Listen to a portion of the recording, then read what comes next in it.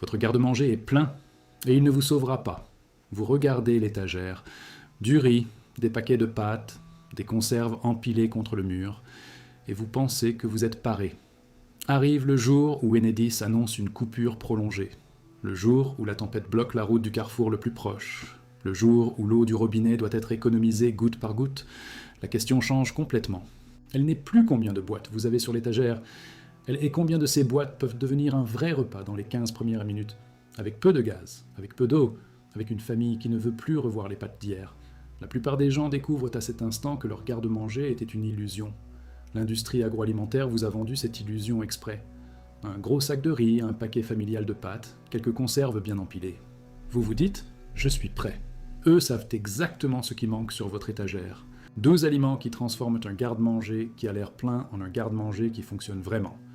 12 aliments qui coûtent peu, qui ne génèrent pas de marge et qui ne figurent dans aucune campagne sur la préparation en cas de crise.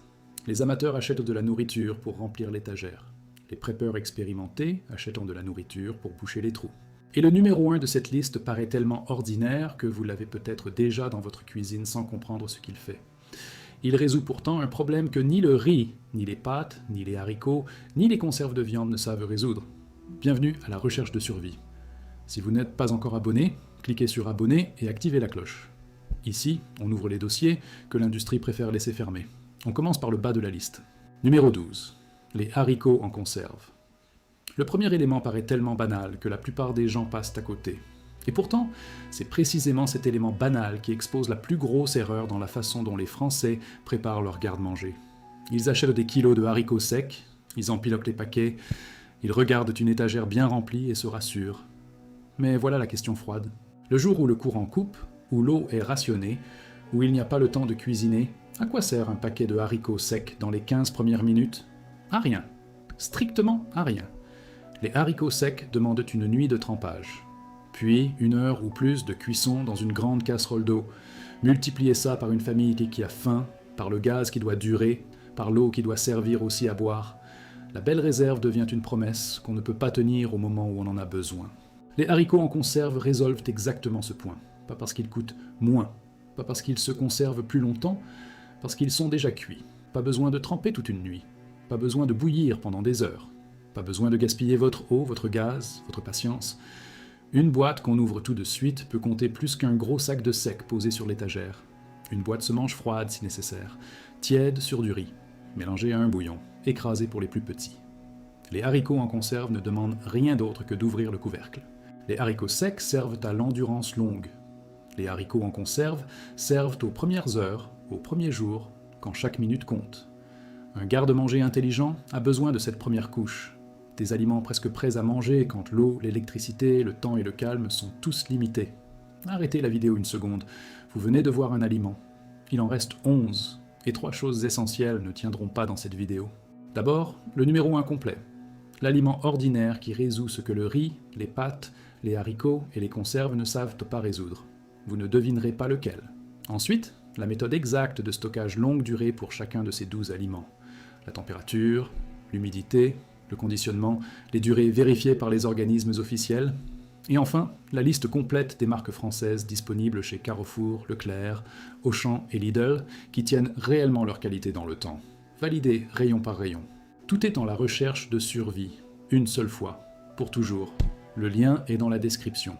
Maintenant, on continue avec le numéro 11, point numéro 11. Les sardines à l'huile. Il existe un type de garde-manger qui paraît bien rempli, et qui produit des repas faibles. Du riz, des pâtes, des flocons, des haricots, des biscottes. Au premier coup d'œil, ça semble solide. Mais après quelques jours à ne manger que ça, vous voyez le trou très clairement. Tout est trop sec, trop fade, trop léger, et il manque la graisse. Imaginez un bol de riz blanc le 3e jour d'une coupure. Le riz vous remplit l'estomac, mais le repas reste vide. Ouvrez une boîte de sardines à l'huile, posez-la sur le riz, laissez l'huile descendre dans les grains, et tout le repas change immédiatement.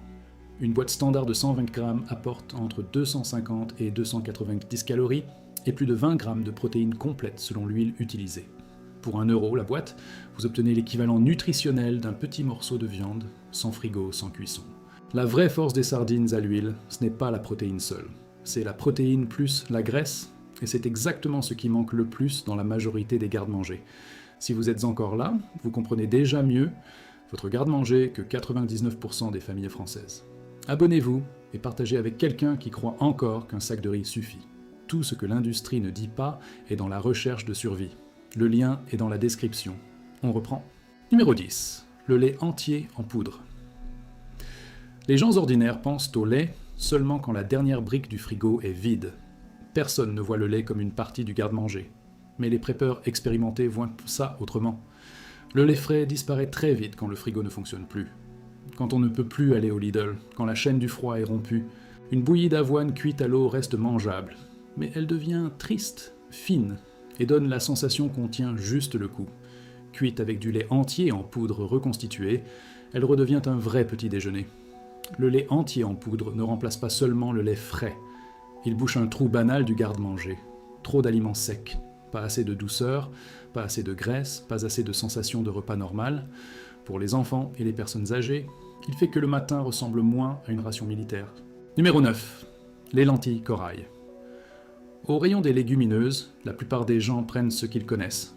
Lentilles vertes, lentilles brunes, pois cassés. Par habitude, pas par stratégie. En temps normal, peu importe si une légumineuse met 1 heure à cuire. Vous avez le courant, l'eau, le temps. Mais quand le courant coupe, quand il vous reste un petit réchaud à gaz, quand l'eau doit être économisée et que toute la famille a faim, la question change. Elle n'est plus « est-ce que j'ai des lentilles ?» Elle devient combien de temps pour transformer ces lentilles en repas? Les lentilles de corail cuisent en 15 à 20 minutes sans trempage. Pas 1 heure. Elles vont dans une soupe, dans une bouillie salée, dans un ragoût rapide, ou cuites avec du riz pour rendre un repas plus consistant. Quand la cuisine ne fonctionne plus comme d'habitude, la vitesse de cuisson devient plus précieuse que l'argent. Elle économise l'eau, le gaz, le temps et la patience de la famille qui attend. Numéro 8. Les flocons d'avoine. Il existe une façon très courante de faire ses courses. On voit le mot « avoine » et on suppose que tous les paquets sont à peu près pareils. La main attrape automatiquement le sachet le plus familier. Préparation instantanée. Saveur pomme-cannelle, saveur fruits rouges. Pour un matin pressé, ce n'est pas une erreur. Mais pour un garde-manger qui doit tenir des jours, les flocons d'avoine nature sont plus précieux, parce qu'ils ne sont pas enfermés dans un seul goût. Un sachet déjà sucré ne sert qu'à un seul type de petit déjeuner. Les flocons nature peuvent devenir une bouillie sucrée avec du lait entier en poudre et un peu de miel, ou une bouillie salée avec du bouillon, des lentilles de corail, une boîte de sardines. Les flocons d'avoine ont un autre avantage très pratique, ils épaississent. Une soupe trop liquide devient plus consistante. Un ragoût qui manque de fond devient plus nourrissant. Numéro 7. Le beurre de cacahuète. Certains aliments paraissent moins sérieux qu'un sac de riz, mais quand tout se déstabilise, ils deviennent beaucoup plus pratiques qu'on ne croit. Le beurre de cacahuète est de ceux-là. Les gens ordinaires l'achètent comme tartine du matin pour les enfants. Quelque chose à étaler sur du pain. Un préppeur expérimenté voit autre chose. Énergie dense, lipides, un peu de protéines, et quasiment aucune cuisson nécessaire. Une cuillère de beurre de cacahuète transforme une biscotte en collation solide. Elle rend un bol d'avoine plus rassasiant. Elle se mange avec une compote sans rien allumer. Pas d'eau, pas d'électricité, pas de casserole. Le jour où les enfants ont faim, où les adultes sont fatigués, où la cuisine n'est pas prête et où personne n'a envie de cuisiner encore une chose, un pot de beurre de cacahuète résout 10 petites pressions à la fois. Numéro 6. Le bouillon en poudre. Il existe une catégorie de garde-manger qui peut s'effondrer en silence, alors que les étagères restent pleines. Pas parce qu'il manque du riz, pas parce qu'il manque des haricots, mais parce que, après quelques jours, tout commence à avoir le même goût. Fade, lourd, répétitif, et personne ne veut plus rien manger. À ce moment-là, le bouillon en poudre vaut beaucoup plus qu'il n'en a l'air. Les gens ordinaires ne le voient pas comme une réserve alimentaire. Ils pensent que c'est juste un assaisonnement secondaire. Dans un garde-manger qui doit tenir des jours, le goût n'est pas un luxe. C'est ce qui permet au repas de continuer. Un peu de bouillon transforme de l'eau chaude en consommé. Du riz fade devient une soupe. Les lentilles corail deviennent un velouté simple. Des légumes en conserve, des pâtes, des flocons retrouvent une vraie ligne de saveur. La force du bouillon, ce n'est pas d'inventer un nouveau plat. C'est de rendre les vieux aliments moins identiques les uns aux autres. Numéro 5. Le vinaigre de cidre. Il existe une saveur que la plupart des gens oublient dans leur garde-manger. Ni salé, ni sucré, ni épicé. Acide. Cela paraît mineur. Mais après quelques jours de riz, haricots, pâtes, conserves et bouillies, vous comprenez pourquoi cette saveur compte. Les repas ne deviennent pas seulement répétitifs. Ils deviennent lourds. Lourds en bouche, lourds dans l'estomac, lourd dans la sensation qu'on enchaîne presque la même chose qu'hier. Une cuillère à soupe rend les haricots moins pesants. Elle réveille des légumes en conserve, elle allège une sauce trop riche, elle sort un ragoût de la sensation lourde qu'on subit plus qu'on ne savoure. Une bouteille standard de 50 centilitres permet plus de 30 petites utilisations. Très peu d'encombrement, très peu d'investissement, beaucoup de différence dans le ressenti des repas. Numéro 4. Les champignons séchés. Certains aliments ne sont pas oubliés parce qu'ils sont inutiles, ils sont oubliés parce qu'on ne s'en sert pas tous les jours. Les champignons séchés sont de ceux-là. Les familles françaises pensent surtout aux champignons frais. Cèpes au marché en automne, champignons de Paris au supermarché. Quand on prépare un garde-manger, les champignons séchés ne viennent quasiment jamais à l'esprit. La valeur des champignons séchés est exactement celle-ci. Ils donnent à des aliments simples la sensation d'un vrai repas cuisiné. Après plusieurs jours de riz, de pâtes, de bouillies et de boîtes ouvertes, tout commence à manquer de profondeur. Même avec du sel, même avec un peu de bouillon. Une petite poignée de champignons séchés, réhydratés, ajoutés à un riz, à une soupe, à des lentilles corail ou à un bouillon, ramène l'arôme, le côté terreux, et la sensation que quelque chose a vraiment mijoté. Un sachet de 30 grammes paraît dérisoire, mais comme on n'en met qu'une pincée à la fois, il relève la saveur de dizaines de repas. Numéro 3. Le bicarbonate de soude. Il existe un produit que la plupart des gens croient avoir, jusqu'au jour où ils le cherchent vraiment. Et là, ils découvrent que le paquet est ouvert depuis des mois, qu'il a durci, qu'il sert à absorber les odeurs du frigo, ou qu'il en reste 3 cuillères au fond. Le bicarbonate ne remplit pas l'estomac, mais il rend beaucoup d'autres aliments plus utilisables. Les gens ordinaires le voient comme quelque chose qu'on sort pour la pâtisserie. Les preppers expérimentés le voient comme un soutien de système. Avec de la farine, des flocons, du maïs, quelques ingrédients secs, le bicarbonate permet de créer des textures différentes du riz, de la bouillie, de la soupe et des conserves. Après plusieurs jours d'aliments mous, de plats en sauce et de boîtes tièdes, toute la famille ne se lasse pas seulement du goût. Elle se lasse de l'expérience même de mâcher. Une boîte de 500 grammes ne prend presque pas de place, mais une boîte ouverte depuis des mois, gardée près de l'humidité ou presque vide, ne compte pas comme réserve.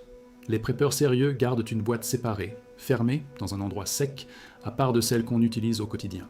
Numéro 2. Le maïs à éclater. Il existe une scène très réelle dans beaucoup de foyers. Le courant est coupé, la cuisine n'est pas encore organisée, le repas principal demande encore de réfléchir à l'eau, au gaz, à ce qu'on cuisine en premier. Mais les gens de la maison ont déjà commencé à demander « Y a-t-il quelque chose à grignoter ?» À cet instant, vous n'avez pas envie d'ouvrir une nouvelle boîte de conserve, ni de cuire encore une casserole de riz. C'est pour ça que le maïs à éclater mérite une place dans le garde-manger. Les gens ordinaires y voient une friandise pour le cinéma. Les preppers expérimentés y voient autre chose, quelque chose de croquant, de familier, de partageable, et capable de détendre la cuisine quand l'ambiance se tend. Un bol de pop-corn ne règle pas tout, mais il crée une sensation différente, croustillant, léger, familier. Et parfois cette sensation familière empêche un repas de devenir une corvée. Un paquet de 500 grammes de grains de maïs prend peu de place. Une fois éclatés, ils remplissent plusieurs grands saladiers. Évitez les sachets pour micro-ondes industriels. Les grains entiers s'éclatent dans une casserole avec un peu d'huile sur un petit feu. Vous arrivez maintenant à la fin de la liste apparente. 11 aliments visibles. Et un dernier, le numéro 1, qui ne tient pas dans cette vidéo. Tous ces aliments suivent le même schéma. Chacun bouche un trou que les autres n'arrivent pas à boucher. Les haricots en conserve résolvent le temps. Les sardines à l'huile résolvent la graisse. Le lait en poudre résout la douceur. Les lentilles corail résolvent la vitesse. Le bouillon résout la fadeur. Le vinaigre résout la lourdeur. Le bicarbonate et le maïs résolvent l'expérience même de manger. Un garde-manger intelligent n'est pas une pile d'aliments avec une longue date de péremption. C'est un système où chaque produit répond à une faiblesse précise. Il faut être honnête sur une chose. Aucun de ces aliments seuls ne sauve une famille. Ce ne sont pas des produits miracles. Ils ne remplacent ni un médecin, ni un kit de premier secours, ni un système d'eau de secours. Ils empêchent un garde-manger qui paraissait plein de s'effondrer dès la 2e semaine. J'ai épinglé en commentaire les 3 éléments précis qui ne tiennent pas dans cette vidéo. Le numéro incomplet, la méthode de stockage longue durée, et la liste des marques françaises validées rayon par rayon. Tout est dans la documentation, lien dans la description. Vous avez maintenant un choix très simple. Continuez à acheter de la nourriture pour remplir l'étagère, ou commencez à acheter de la nourriture pour réparer les points faibles de votre réserve. L'industrie agroalimentaire continuera à vous vendre des sacs de 5 kg qui rassurent à l'achat et trahissent à la coupure. Elle continuera à empiler ce qui se vend vite, pas ce qui sauve une famille. Ou alors vous appliquez ce que vous venez d'entendre, et votre garde-manger arrête d'être une illusion. Il devient une vraie réserve qui tient le choc quand le courant coupe, quand la route est bloquée, quand la famille a faim et que personne n'a le temps de cuisiner pendant 2 heures. Si vous voulez les 11 autres aliments avec la documentation complète et le numéro 1 révélé, abonnez-vous à la chaîne et téléchargez la recherche de survie. Lien dans la description. Ce que vos grands-parents savaient, sans avoir besoin de l'écrire nulle part, ce qu'on ne vous a jamais transmis dans aucune école, dans aucune émission, dans aucune campagne officielle. Maintenant, vous l'avez entre les mains. Le prochain choix vous appartient. Vous pouvez fermer cette vidéo et tout oublier dès demain, ou vous pouvez ouvrir la documentation, regarder votre étagère avec d'autres yeux et boucher les trous un par un avant que la prochaine coupure ne vous trouve sans rien de prêt. La recherche de survie vous attend dans la description. Et le numéro 1, celui que personne ne voit, vous attend à l'intérieur.